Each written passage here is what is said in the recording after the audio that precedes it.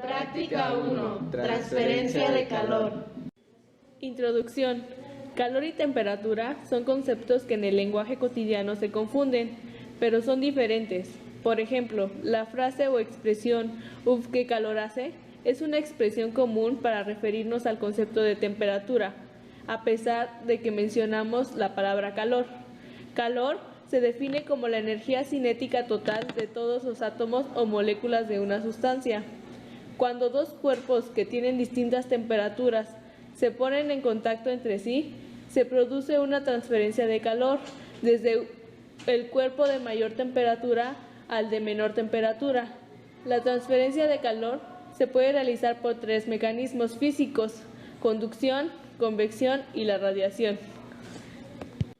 La conducción de calor. La conducción es el mecanismo de transferencia de calor en escala atómica a través de la materia por actividad molecular, por el choque de unas moléculas con otras, donde las partículas más energéticas le entregan energía a las menos energéticas, produciendo un flujo de calor desde las temperaturas más altas a las más bajas. Los mejores conductores de calor son los metales. La conducción de calor solo ocurre si hay diferencias de temperatura entre dos partes del medio conductor. Convección es el mecanismo de transferencia de calor por movimiento de masa o circulación dentro de la sustancia. Puede ser natural, producida solo por diferencias de densidades de la materia, o forzada, cuando la materia es obligada a moverse de un lugar a otro, por ejemplo, el aire con un ventilador o el agua con una bomba. Solo se produce en líquidos y gases, donde átomos y moléculas son libres de moverse en el medio. Radiación. La temperatura dada a la que se encuentra la materia puede emitir energía por medio de radiación térmica. Se produce directamente desde la fuente hacia afuera en todas las direcciones. Esta energía es producida por los cambios en las configuraciones electrónicas de los átomos o moléculas y transportada por ondas electromagnéticas o fotones cuando estos son excitados. A diferencia de la conducción o la convección, esta es independiente de la materia para su propagación. Objetivos: evaluar el efecto de las diferentes formas de operación en un mismo intercambiador de calor con flujo a contracorriente y paralelo, y comprobar la transferencia de calor por conducción en paralelo y contraflujo en un intercambiador.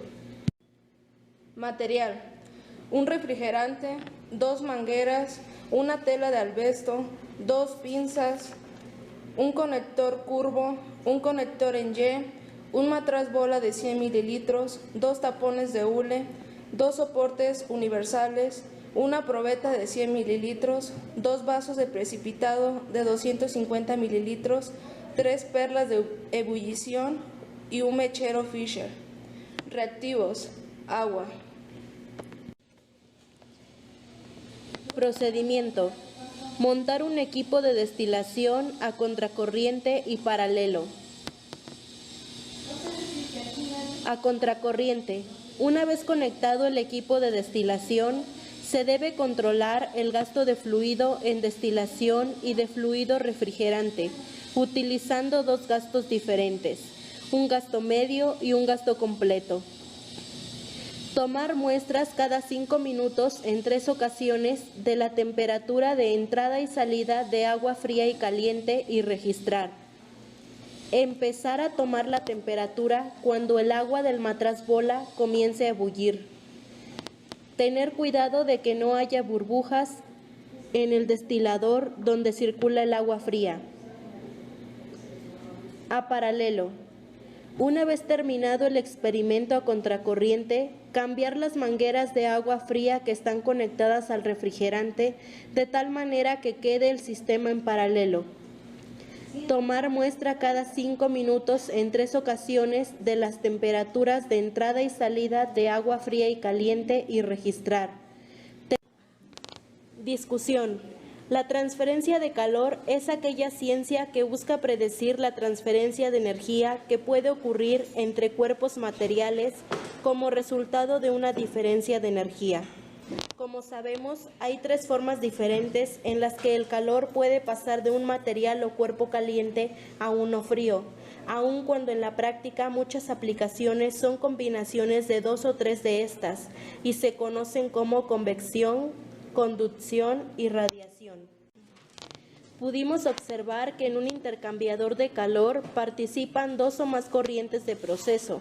Unas actúan como fuentes de calor y las otras actúan como receptores del calor, el cual se transfiere a través de las paredes de vidrio de los tubos que conforman el equipo. Asimismo, observamos que cuando existe una diferencia de temperatura entre un tubo y el fluido que circula por él, se transfiere calor entre la pared del tubo y el fluido. Conclusión.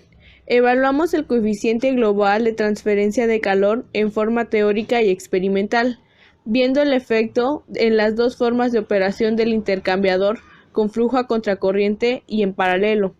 Al realizar la práctica, pudimos observar que con la corriente en paralelo el proceso es un poco más rápido, debido a que la temperatura alta y la temperatura baja van en el mismo sentido. Conclusión. La diferencia existente entre los intercambiadores de flujo paralelo y contraflujo es principalmente su gradiente de temperatura con el paso de sus fluidos por su interior. Conclusión. Logramos conocer las características y el funcionamiento de un intercambiador de calor, así como analizamos y medimos el flujo de calor del intercambiador para flujos paralelos y flujos encontrados.